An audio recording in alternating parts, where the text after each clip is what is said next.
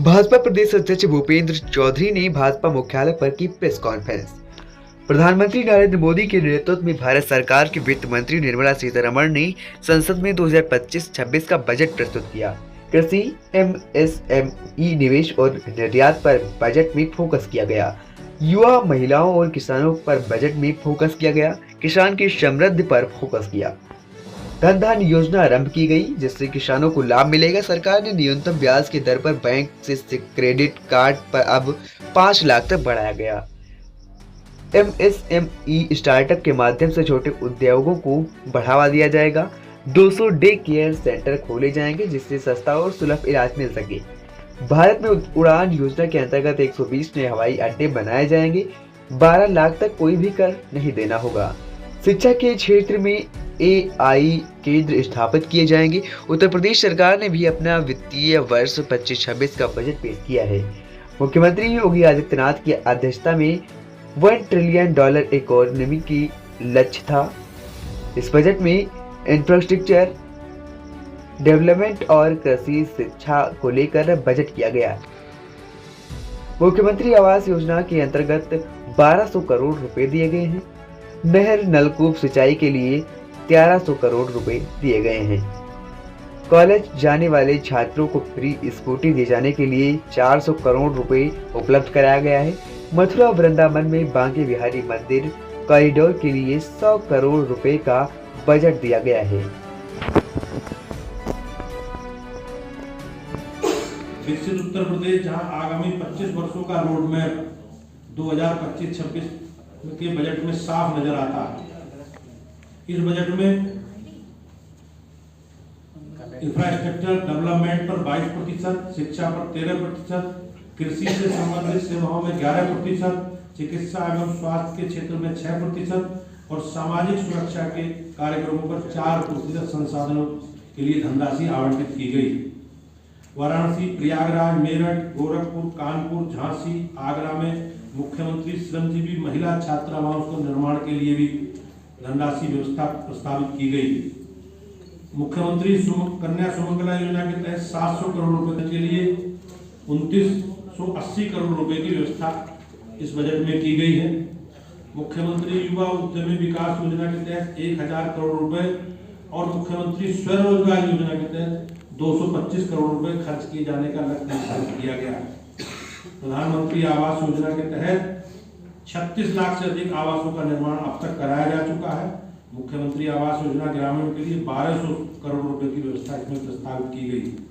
गन्ने के भुगतान के लिए 475 करोड़ रुपए की व्यवस्था की गई है और अब तक का सर्वाधिक गन्ने का भुगतान हमारी सरकार ने किया है। नहर और सरकारी नलकूपों से किसानों को मुफ्त पानी हेतु 1300 करोड़ रुपए की व्यवस्था की गई है।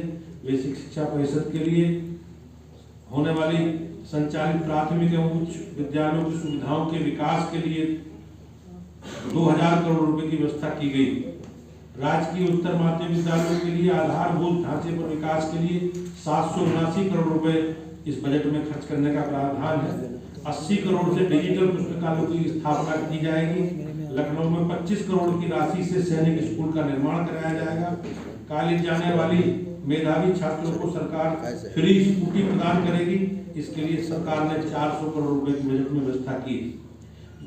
विंध्याचल धाम मंडल में महाविंध्यवासिनी देवी राज्य विश्वविद्यालय की बनाने की सरकार व्यवस्था कर रही है। 200 करोड़ से प्रदेश में नॉर्थ साउथ कॉरिडोर का विकास किया जाएगा। 2900 करोड़ रुपए से राज्य राजमार्गों का चौड़ीकरण और सुदृढ़ीकरण करने का भी बजट में प्रावधान।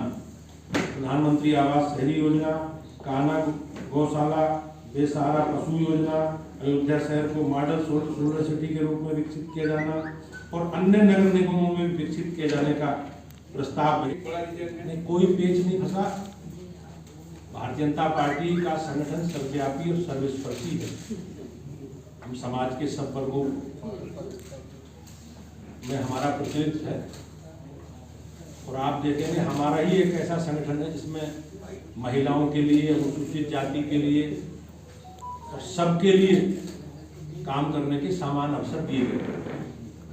दिल्ली के विधानसभा चुनाव और कुंभ के कारण प्रक्रिया धीमी हुई थी, एक लोकतांत्रिक दल के नाते हम आपस में बातचीत करके ये प्रक्रिया आगे बढ़ी है और बहुत जल्दी आपको नए जिलाध्यक्षों की सूची भी और नई प्रदेश राष्ट्र की व्यवस्था भी आप सबके बीच में आएगी।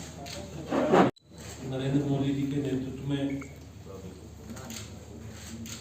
भारत सरकार के वित्त मंत्री श्रीमती निर्मला सीतारमण जी ने संसद में 2025 और 26 का बजट प्रस्तुत किया है। उसकी चर्चा करने के लिए मैं आप सबके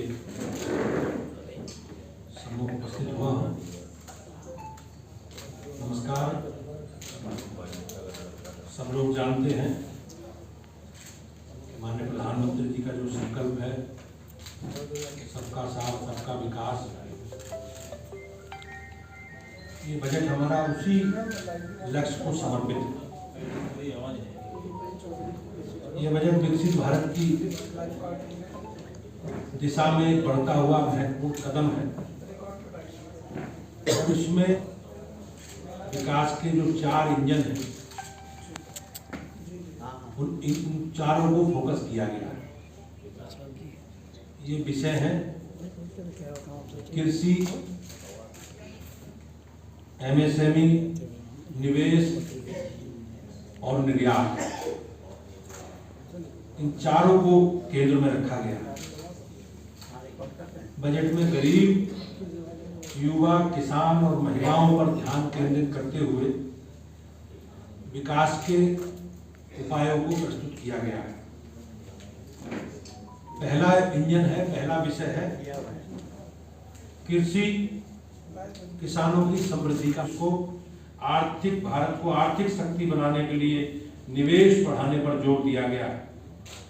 शहरी चुनौती निधि 1 लाख करोड़ का आवंटन इसमें किया गया है, जिसमें शहरी को विकास का केंद्र बनाया जाए। जल जीवन मिशन के तहत अब तक 15 करोड़ परिवारों तक स्वच्छ पेयजल पहुंचाने का काम सरकार ने किया है और इसी मिशन की अवधि 2028 तक बढ़ा दी गई।